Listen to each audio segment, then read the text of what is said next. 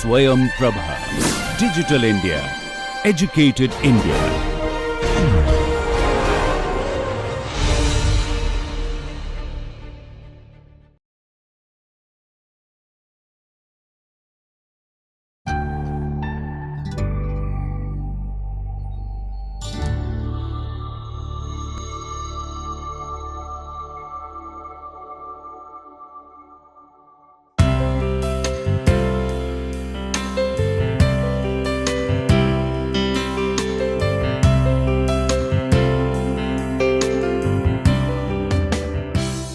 Welcome to the course, Culturally Responsive Built Environments. Today, we are taking up a lecture on the winter cities, but from a design for all perspective.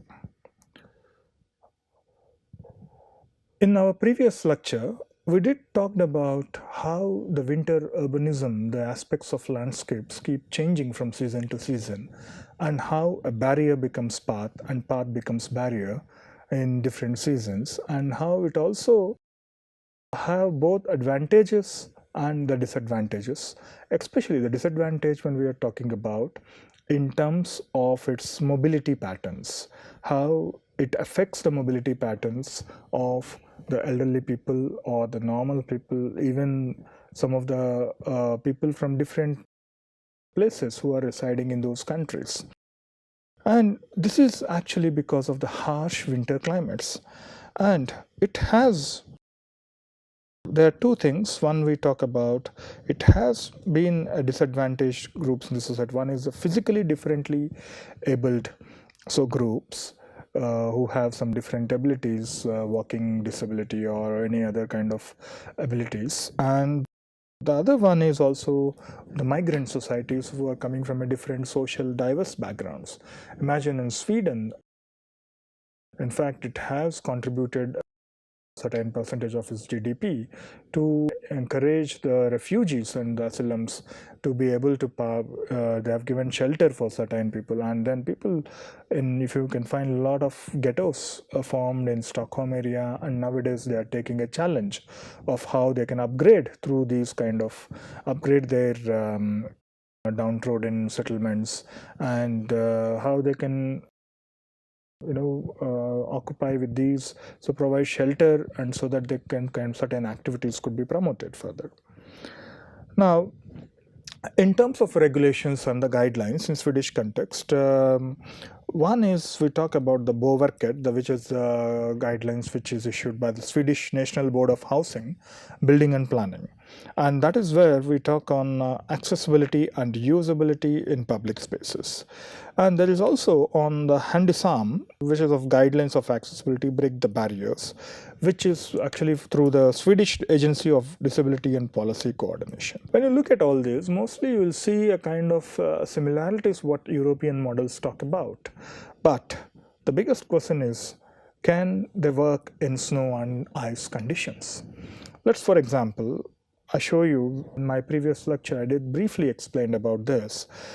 And there's not much of literature has been provided, especially in the Nordic countries context, in the winter urbanism aspect.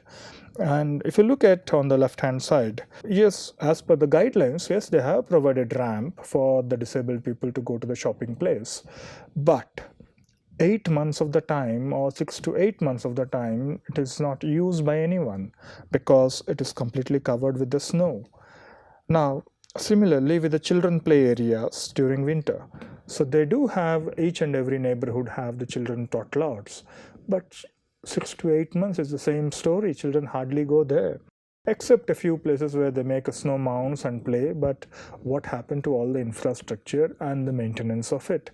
So this is one observation which has actually opened a new dimension of thinking towards the winter urbanism, and that is where I started thinking on the accessibility issues.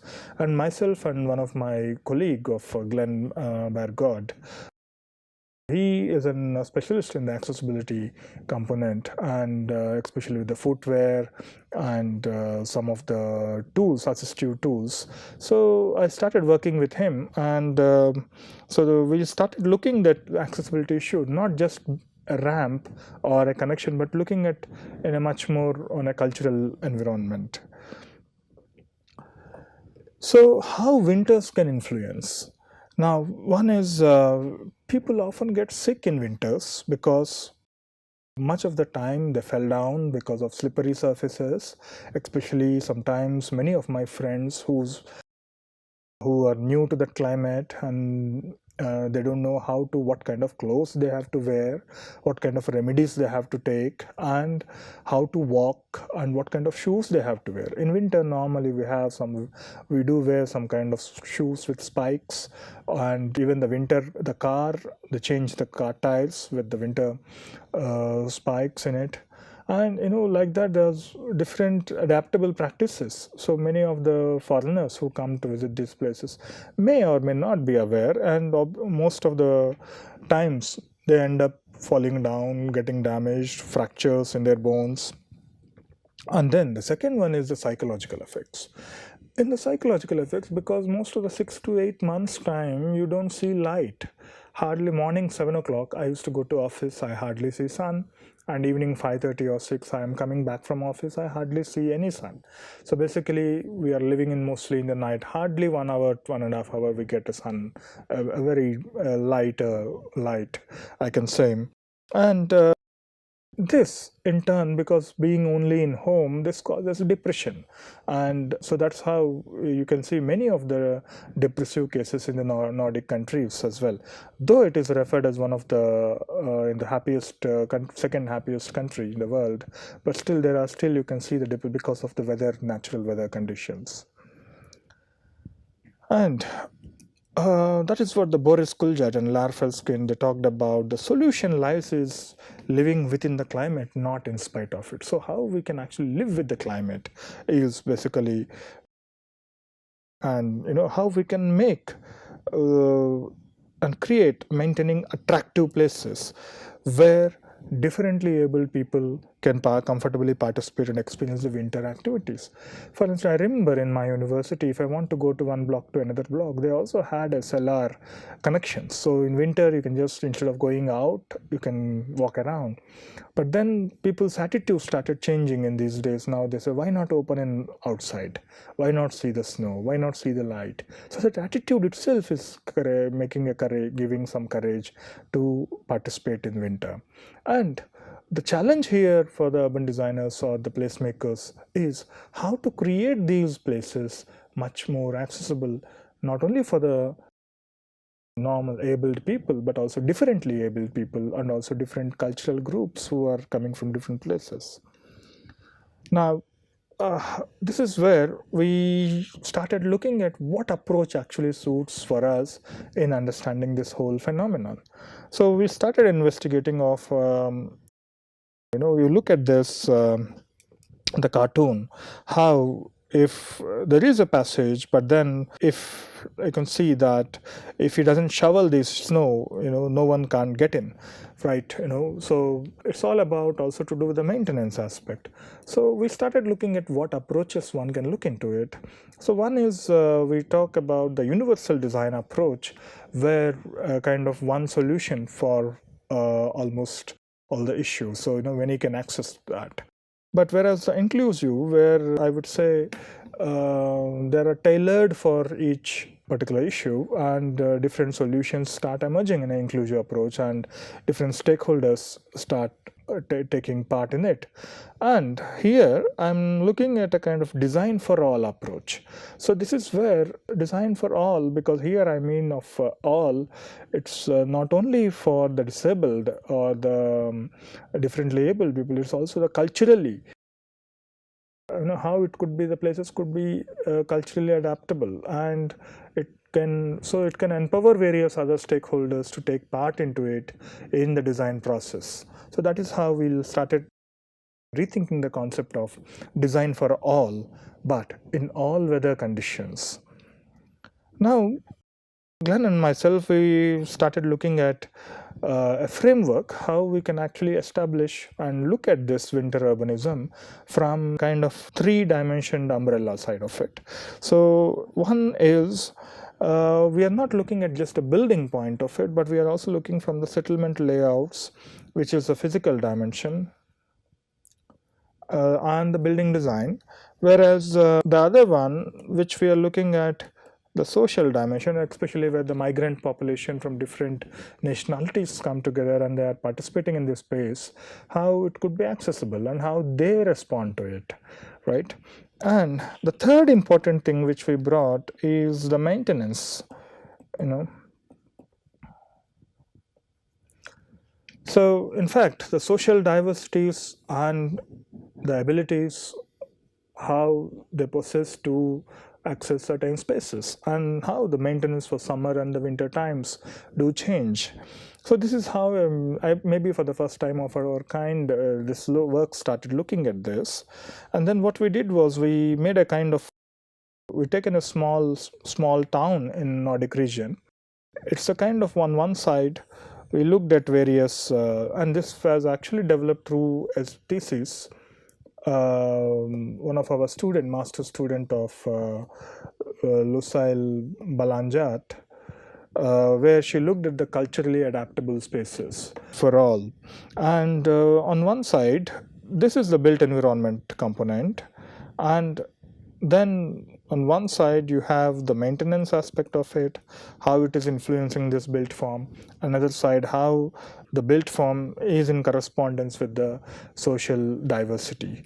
So, and that's how we looked at the outcomes of it. So this is a framework which we started working on. Now, the biggest challenge is now how to enable these our built environments accessible to all in all weather conditions. So it might be accessible in summer, but may not be in winter. And this is the challenge.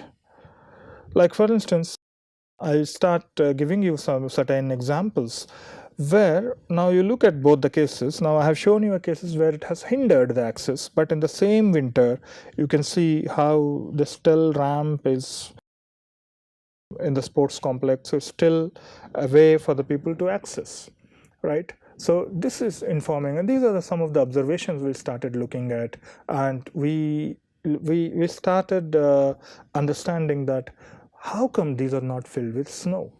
How only those buildings fronts are filled with snow and it is not accessible, and how these are accessible in the same time.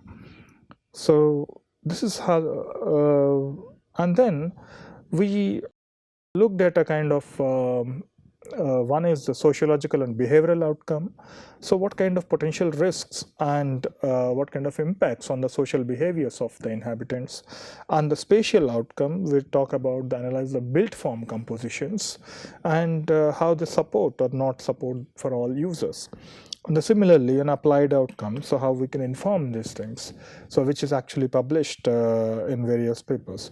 So as I explained to you in the previous lecture, we did a kind of small exercise within our studio network where we studied the portion route, and one of our students have actually drawn a very interesting work, how with the help of David Chapman, he developed a kind of notation guidance how we can denote the winter spaces.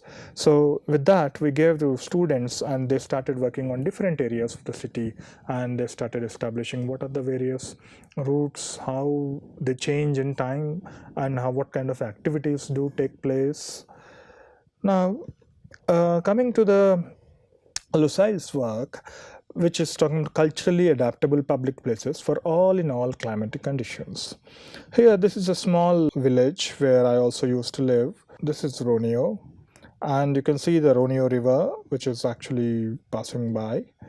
And here, it's a very small village, but then much of if you look at the inhabitants compared to the Luluyo, which is a district headquarter sort of thing, and in a small town, the total is about 2,000 inhabitants, and in which 129, and we have, this is a brief statistics of according to the 2013. And how about the snow depth? If you look at the snow depth from a series of years by various months, how it is changing. So we get all the information from the the meteorological departments and all other websites, related governmental websites. So we see the statistics of what is the kind of snow cover and how it is changing from a month to month, and even we also get the statistics from years to year. So the temperature also, it keeps changing, so it becomes harsh in the month of January to February, and whereas from May onwards it keeps changing. April, May, it keeps changing. So now what she did was she started first mapping down all the public spaces. What are the various activities, where do people gather around, and where do you can see the pathways, how the pathways goes on, the recreational path, how it goes on to a very long distances, and how the what kind of central squares they have, and how the skating park, the ice hockey field, so all these things she mapped about all the aspects of it. And for instance, I'll give you a brief about, and this is Roneo Church, and the passage which is cleared, but you can see the slippery, it's very slippery in the winter condition, and it will be very dark. In fact, some of the tunnels passing under by, most of the times they are very slippery because this is not properly maintained, so it's difficult for anyone to even walk down sometimes. And even the light, so in fact lighting is one important aspect which the Nordic countries focus on, because to make their places more attractive, so they otherwise with the darkness they might met with some accidents, or they also get some kind of depression. So most of the time they focus more on the lighting aspect, so it provides certain safety and security.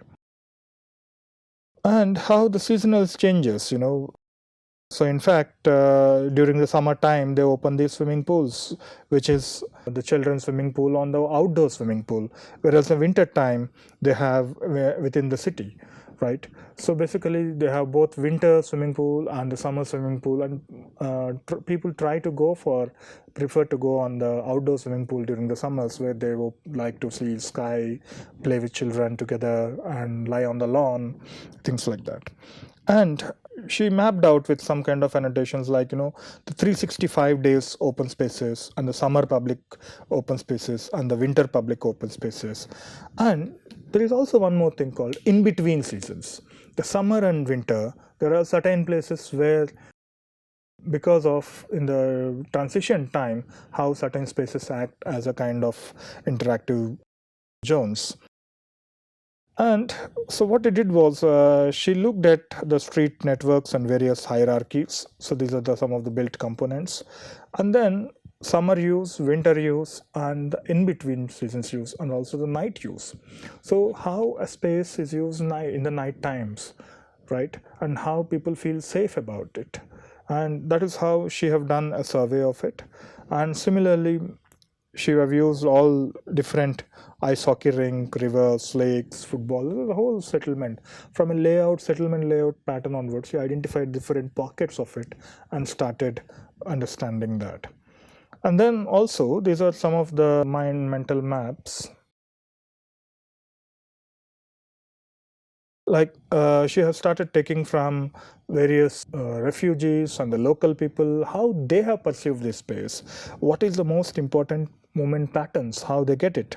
So now you can see here, people started talking about the shortcuts, like in fact you have a road.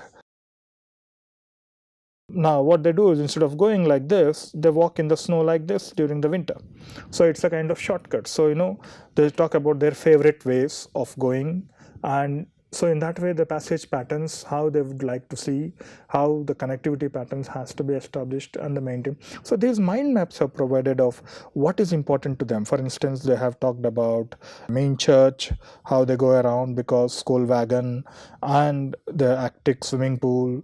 So basically they're talking about these, and the church which they normally go for it. So basically this movement patterns during the winter and the summer times have actually provided them that what is their understanding of that place, how the place is legible for them in both seasons.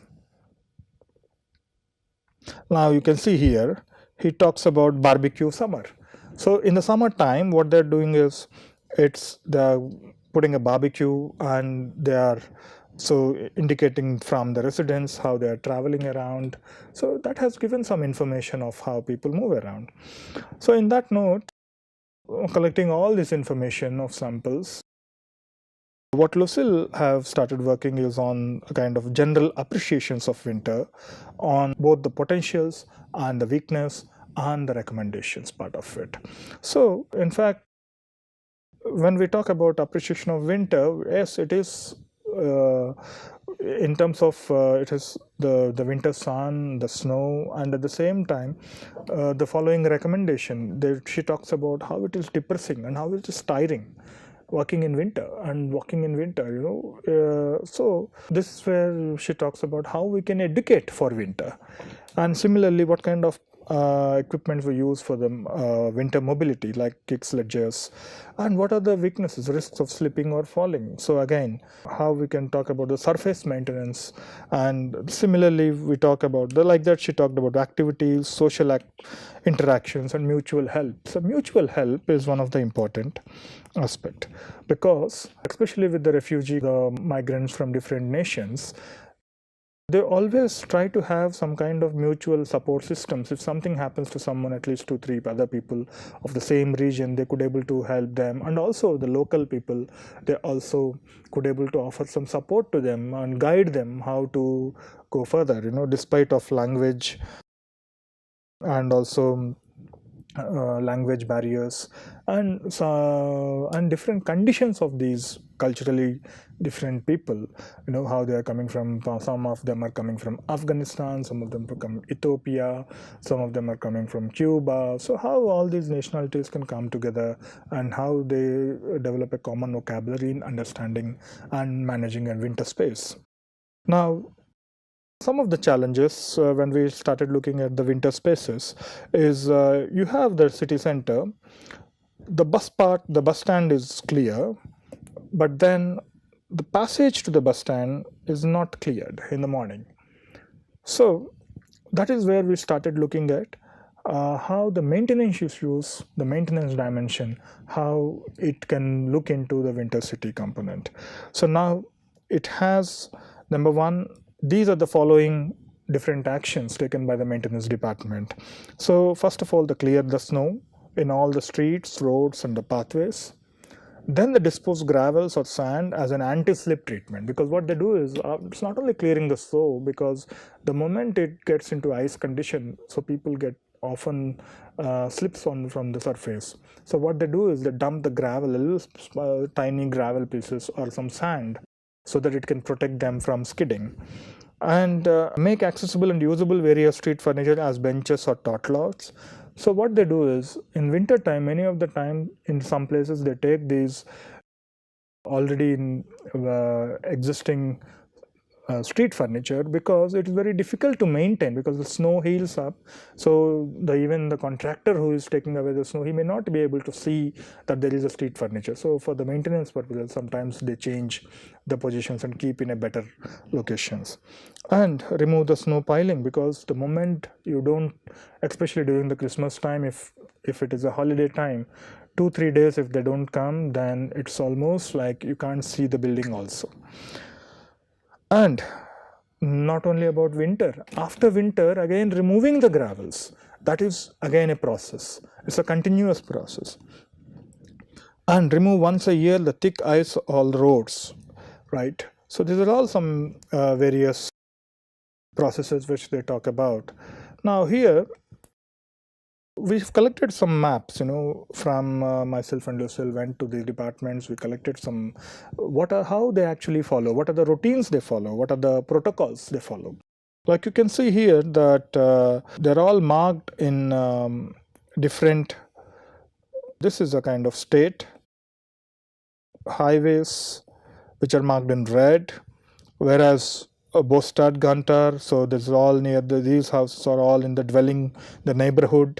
So like that, each, like you can see these of the pathways, so in that way, they're all segregated from the state level network to the neighborhood network to the pathways. So what they do is they have developed different timings. They have developed different timings for it. Like Now, who takes the responsibility? Within these maintenance things, like within that they have segregated into different aspects.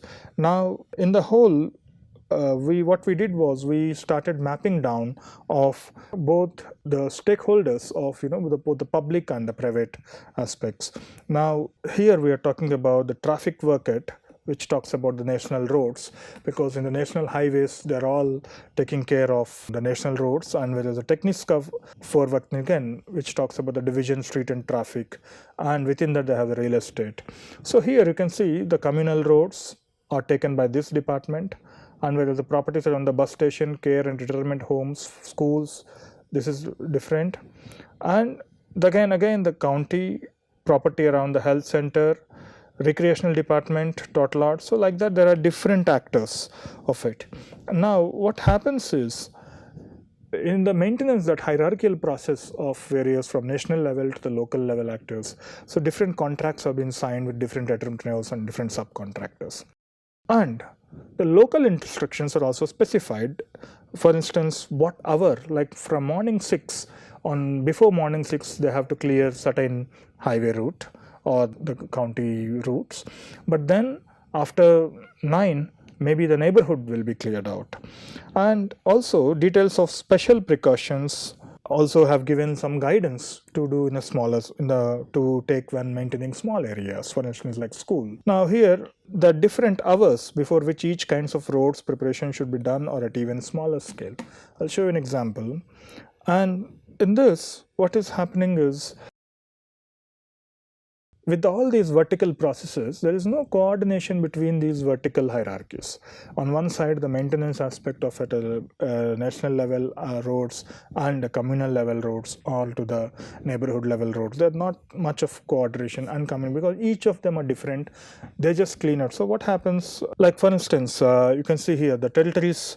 Here, this road is cleared by 6 o'clock or 7, but they keep the barrier here, so the people who are living here, they cannot pass through. So that is the main disadvantage. So despite of having clearance, this is done by a different contractor and this is by a different contractor. On the city level, the near the bus stop area is done by a different contractor. So they obviously have the barriers. Only at 9 o'clock he will come and delete this particular, take away the snow. So those are the, in fact, problems which we find. And then, now, for example, in the school, now they know first what they have to take, and they also identified these are the elements which are most damageable, right, easily damageable. So they will always talk about the protocols, how you should take the snow first, what part of the building you have to take the snow first, and then the second, and then the third, and how you have to roam around. But you see, here when they build the building, have they thought about these maintenance processes? Or have after building the building, now the maintenance processes, the guidance is embedding within it. So that is where a position to start rethinking about the winter urbanism is needed, because it is, when we are designing a building level also and its premises, we have to talk about how we can integrate the maintenance aspect also.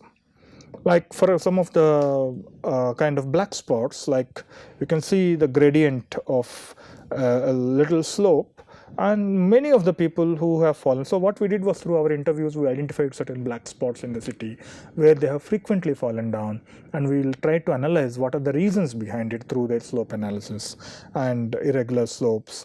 And because normally people, when you have this, people try to cross over in this direction rather than this direction. So in that way, some of the black spots have been created. So what we recommended then is a kind of, we need a clear coordination between the local municipalities and the Department of Building and Planning and other Department of Street and Traffic, that has to be further enhanced. And there's a great need for the design professions to rethink and how to integrate the maintenance process and social diversity, especially with the coming from cultural, not only the differently abled, but also from culturally different backgrounds, and how to engage them in the placemaking process. And that is what we see. We could know how, we will know better how a community needs and wants. So we need to develop more innovative methods, and how the children can come, people and children can come participate even during winters. So that is how we look forward to deliberating for attractive winter cities. Thank you very much.